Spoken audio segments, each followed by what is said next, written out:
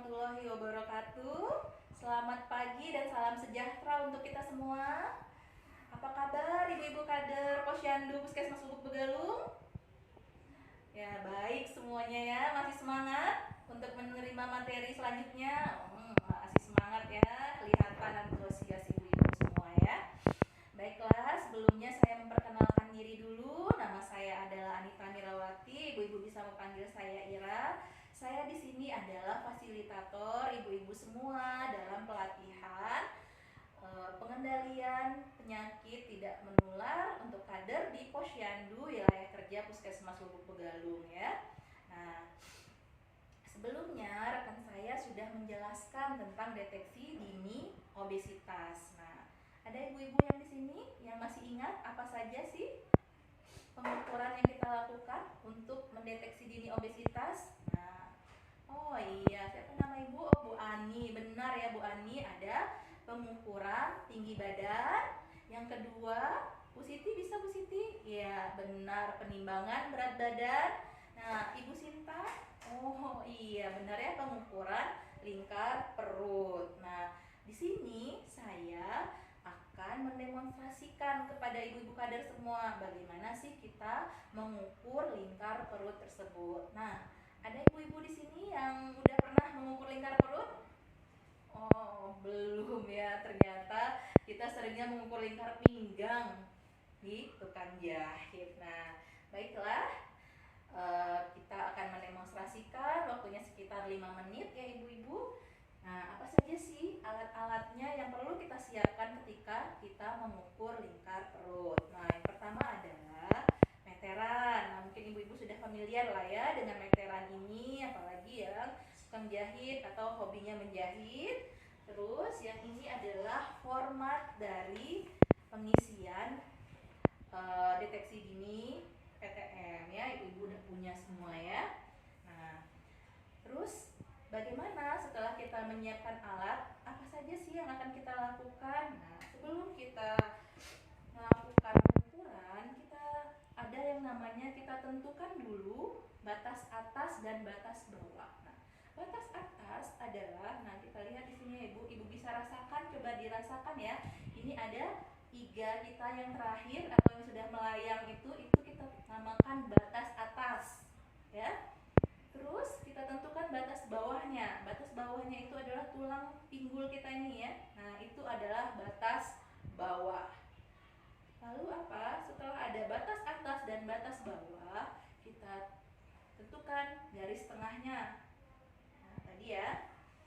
Apa tadi ibu-ibu kader? Batas atasnya adalah iga kita yang terakhir yang melayang ya. Terus batas bawah adalah tulang pinggul. Bagus. Nah, kita lakukan pengukuran. Setelah kita mendapatkan tengahnya tadi, kita lakukan pengukuran. Nah, kita melingkar dari depan ke belakang ya meterannya. Nah, meteran kita ini tidak boleh terlipat ya, jadi nggak boleh terlipat, takutnya nanti pengukurannya jadi salah ya. Nah, ternyata hasil saya adalah 79. Nah, ini ibu-ibu bertanya, apa sih 79 itu apa artinya? Kalau dapat 60 apa artinya? Kalau dapat 70 apa artinya? Nah, baiklah ya.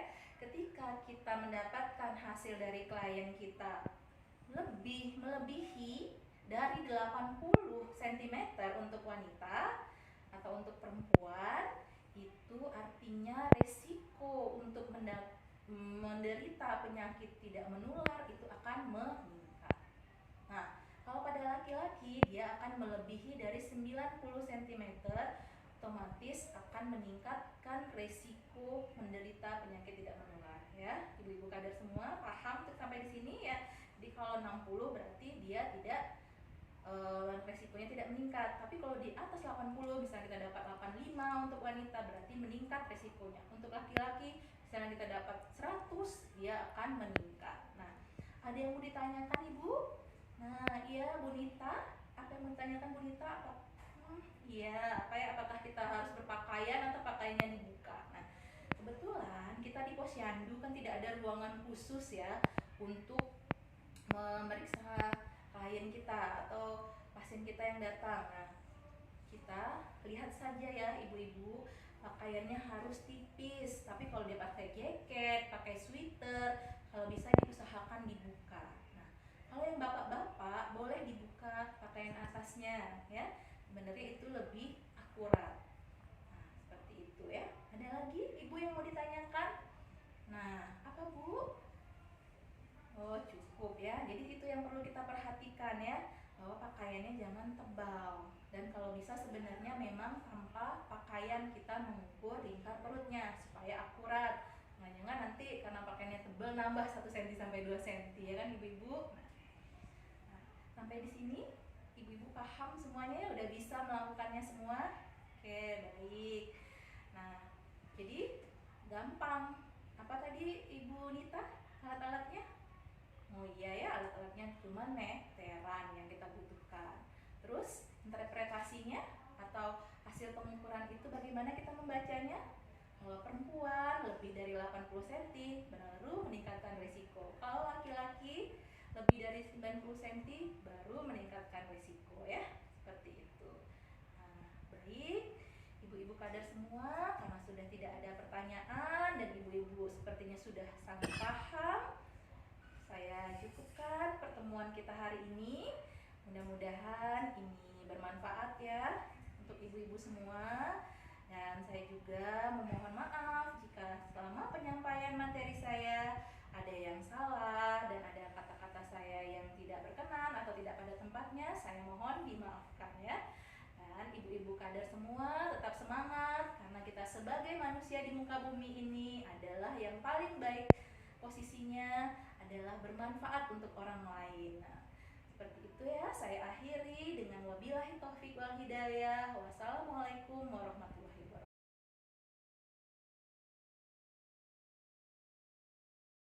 Baik, assalamualaikum warahmatullahi wabarakatuh. Waalaikumsalam warahmatullahi wabarakatuh. Baik, Ibu Bapak Kader, Posbindu Mawar, ya selamat berjumpa dengan kami fasilitator dari Dinas Kesehatan Kota Solo, tepatnya Puskesmas Nandalimo. Ya, saya Titi Sumani, ya salah satu dari fasilitator yang akan melatih Bapak Ibu nanti di dalam mendeteksi dini PTM. Ya, barangkali sebelumnya Bapak Ibu sudah dapat materi ya tentang deteksi dini itu, mulai dari pengukuran ya, termasuk tinggi badan, berat badan, ya, gula darah dan sebagainya macamnya.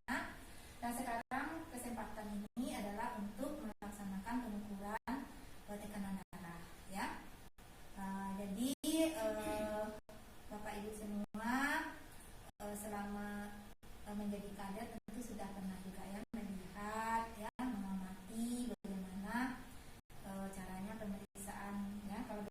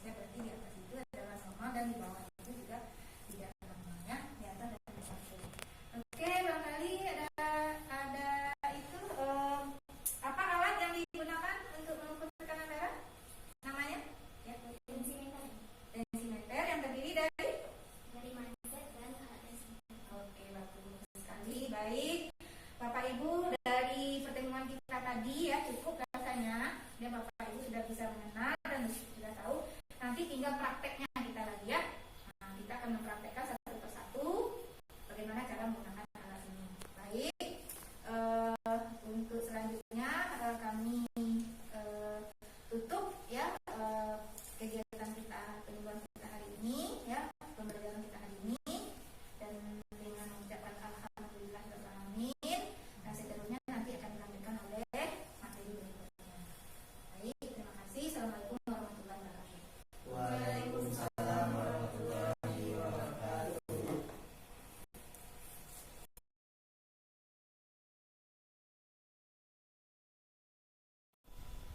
Assalamualaikum warahmatullahi wabarakatuh. Waalaikumsalam warahmatullahi wabarakatuh. Baik, Bapak Ibu, siang hari ini kita lanjut untuk materi berikutnya ya.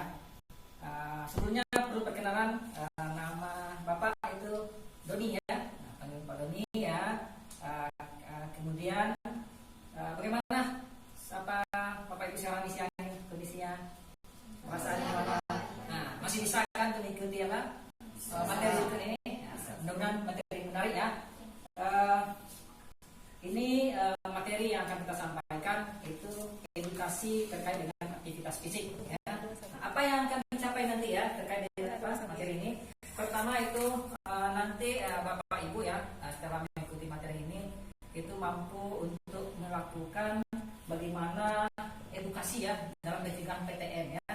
PTM kan sudah tahu sama Bapak Ibu ya. Karena ini materi yang sudah materi yang ketiga ya, materi inti. Kemudian tujuh khususnya, nah ini khusus ya itu bagaimana nanti Bapak Ibu bisa melakukan edukasi aktivitas fisik ya. Baik, sebelum kita masuk ke materinya, nah ini Pak mau tahu dulu nih apa aktivitas fisik apa yang Bapak Ibu ketahui? Olahraga. Bagus, jalan kaki bagus, aktivitas fisik ya. Apa lagi? Bagus ya. Apa lagi? Sepeda ada? Sepeda ya. Nah, jadi apa yang telah disampaikan oleh Bapak Ibu itu benar ya. Nah, nanti kita pertegaskan lagi ya apa yang terkait dengan aktivitas fisik yang akan Bapak Ibu berikan ke Bapak Ibu yang berkunjung ke Posyandu ya nantinya. Baik. Pertama, apa pengertian dari aktivitas fisik tersebut ya? Nah, di sini bahwa aktivitas fisik diartikan ya bagaimana kita menggerakkan seluruh bagian tubuh kita ya. Nah, nanti akibatnya otot kita itu bekerja ya. Nanti semua energi ya itu bisa dikeluarkan ya atau tenaganya sehingga nanti dampaknya cukup banyak ya bahwa nanti bisa mencegah yang namanya penyakit tidak menular ya. Nah, itu. Berikutnya ya. Latihan fisik itu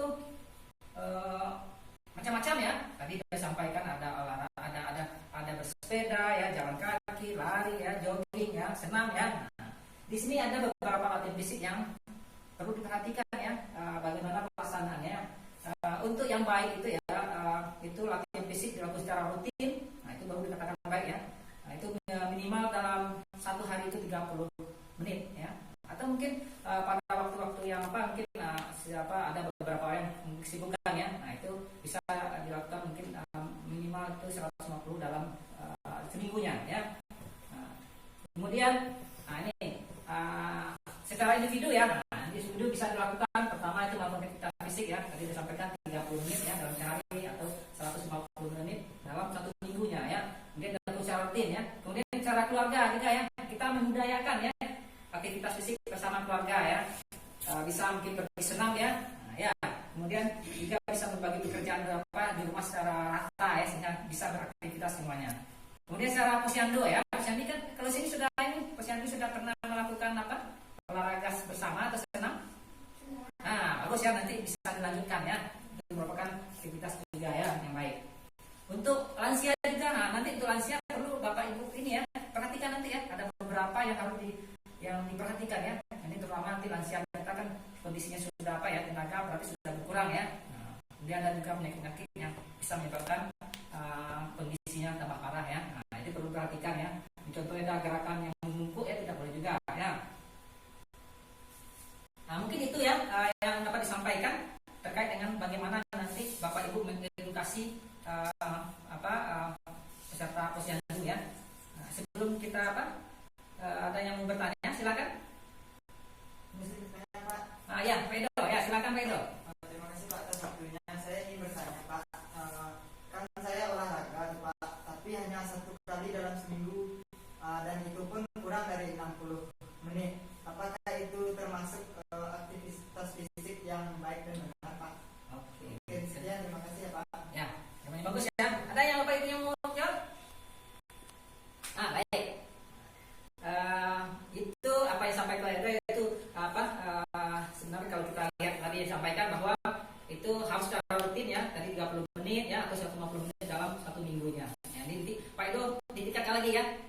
ya sesuai dengan apanya waktunya ya. Baik, sebelum apa ditutup ya, ini perlu dilihat bagaimana Bapak Ibu memahami apa yang Bapak saya sampaikan tadi ya. Pertama nih mau ditanyakan apa pengertian dari aktivitas fisik yang telah disampaikan tadi? Siapa yang bisa? Ya silakan. Itu sisi gerakan tubuh yang dapat meningkatkan pengeluaran. Bagus. Ya betul ya. Ya. Yang kedua, aktivitas fisik itu berapa lama sebaiknya dilakukan? Ya, Bu Yuli, gimana nih? Aktivitas itu baik dilakukan secara rutin 90 menit sehari atau 150 menit per minggunya. Bagus. Ya betul ya. Ya betul. Silakan tuh tanya ya. Baik. Baik, kesimpulan kita bahwa aktivitas fisik itu sangat diperlukan ya. Ini ada slogan yang cerdik ya. Salah satu ada rajin aktivitas fisik. Ya, itu yang perlu kita tekankan nanti ya untuk Bapak Ibu semua ya. Mungkin itu yang perlu disampaikan ya. Mudah-mudahan Bapak Ibu dari kita dulu yang berbuat ya, melakukan, nanti kita edukasi pasien-pasien kita atau peserta posyandu. Mungkin itu yang dapat disampaikan.